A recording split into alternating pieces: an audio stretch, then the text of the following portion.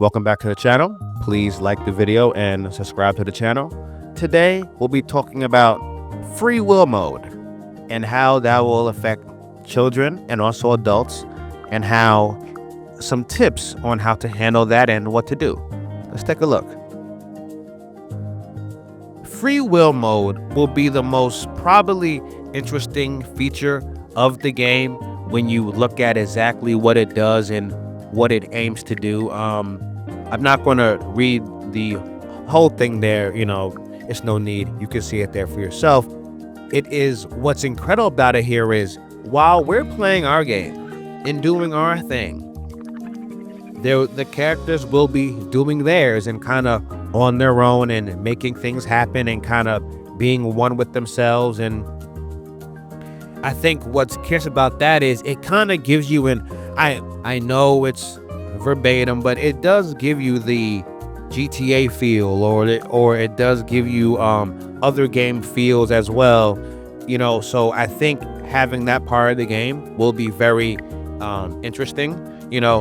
I do wonder at times what will it actually look like, because I do think as you move forward and you want to get into the game, you want to make sure that it makes sense. You want to make sure that whatever they're doing, it does make sense within the game, and they're not just in free will mode and it doesn't match up with their environment or exactly what they're trying to do. So like you want to make sure that it's accurate to their age, to what other jobs and things they may have, to their interests, so it feels like real life. Because the people we know around us may do what they want per se, but we too at the same time can kind of predict what it is they may be doing.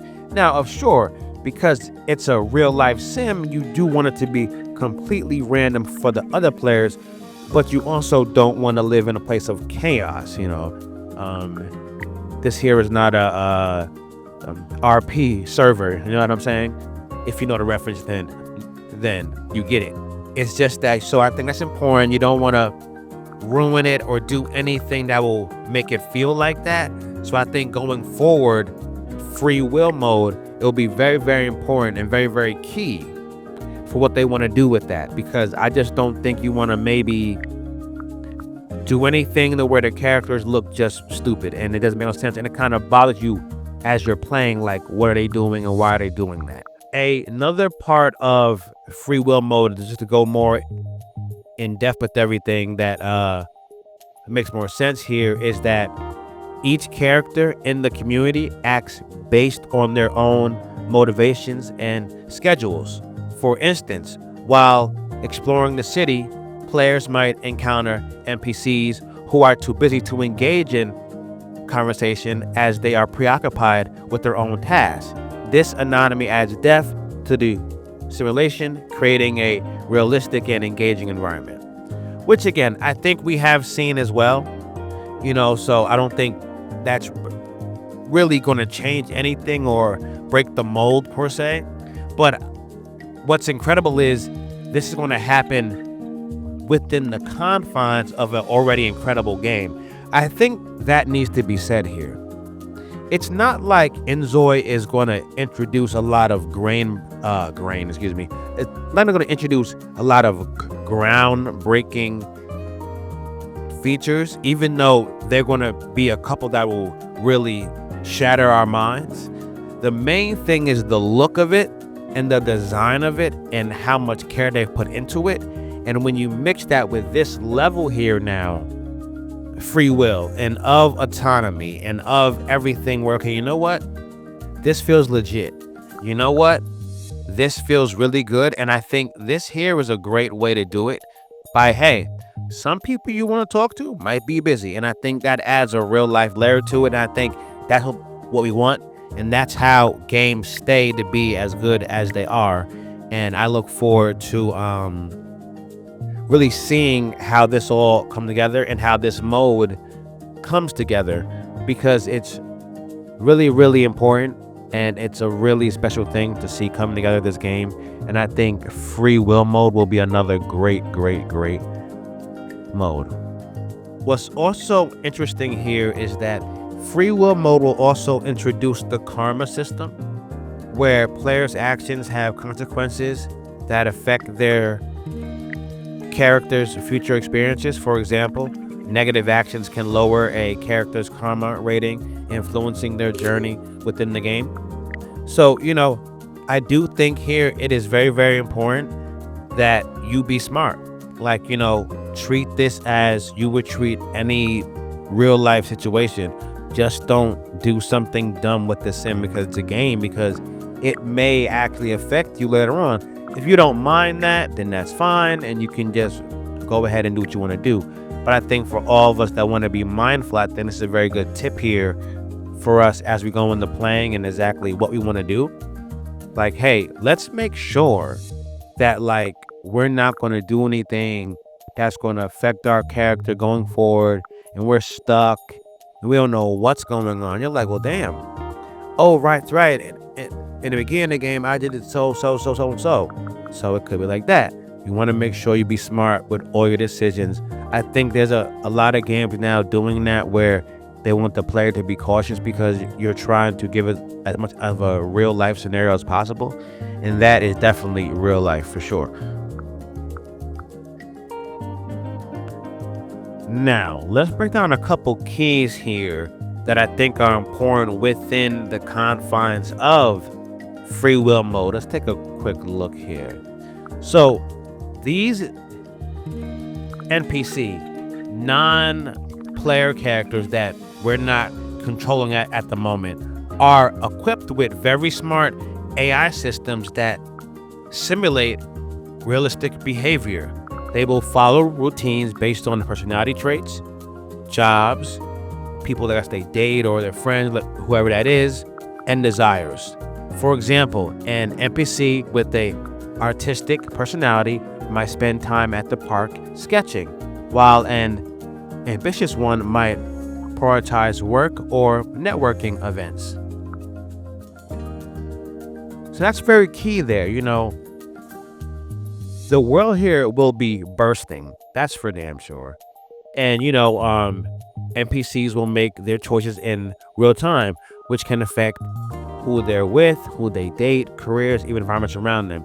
Their decisions are influenced by the factors like time, location.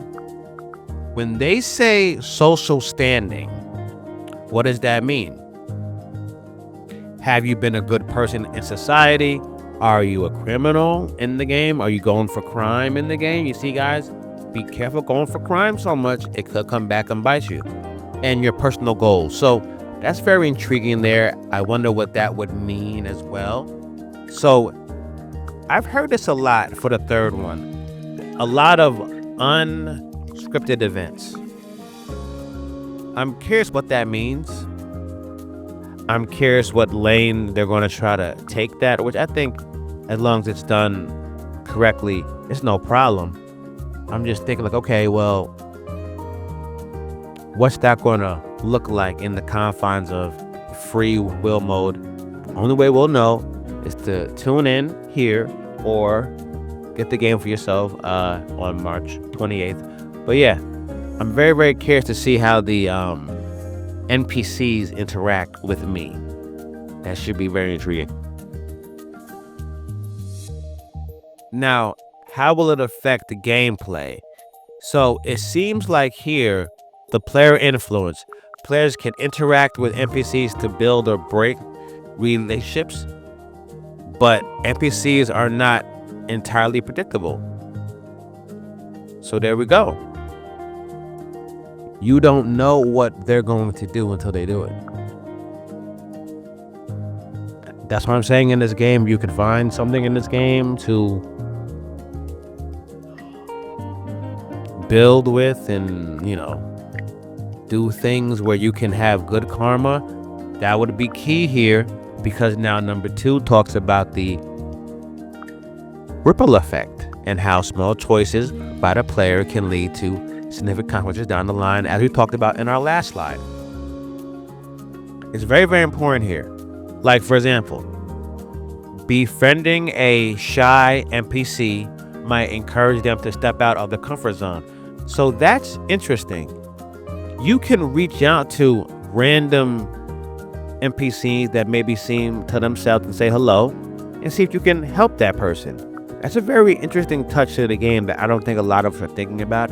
That can be very, very special. And then now, of course, the harmful action like stealing, lying could trigger distrust in NPCs, and we don't do that. No. It seems that the NPCs will form opinions about us each time they're around us, and the more they're around us, just as if we were around them. Intriguing. For example, kind of how field mode would work if you're a singer or play some type of anything as far as that nature. You can organize a concert that others will attend, and crime focused NPCs might cause tension in certain areas. So based on your job, what your passions are, the community of Inzoi can be very large to you or be very small to you. I think that's very clear. Here's some keys as far as technical behavior and highlights for them. There will be behavior trees as far as NPCs can use advanced behavior trees to simulate complex ways that they can make choices as far as decision making and things of that nature. So it's very important here. These trees dynamically update based on the player's actions and the world events. So as you go on, things may change and the options may change. Interesting. Again, this matters because in free will mode, how will that affect someone in your surroundings, or maybe someone you're traveling with, family, kids, that nature. Just some tips as we get wrapped here.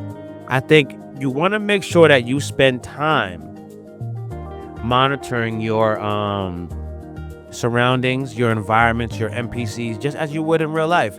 So you know who to interact with and if their routines mirror yours, because this game will be very like real life, to where people are doing their own thing and you may intrude, not intrude, and you don't want that kind of tension. The game is awesome. Not really like bad, but it's just incredible that a game will even give you that type of real life vibe. So definitely keep an eye on that. Balance free will with influence is very important. Sure, you can let people do what they want, but always keep a very strong eye, like, an hour, half an hour, like 2-3 hours. I mean, you definitely want to find an even balance between free will mode and influence, so you don't have the NPCs just going all over the place doing who knows what. So you want to have a proper balance, and that's very, very key. And you want to try out different play styles.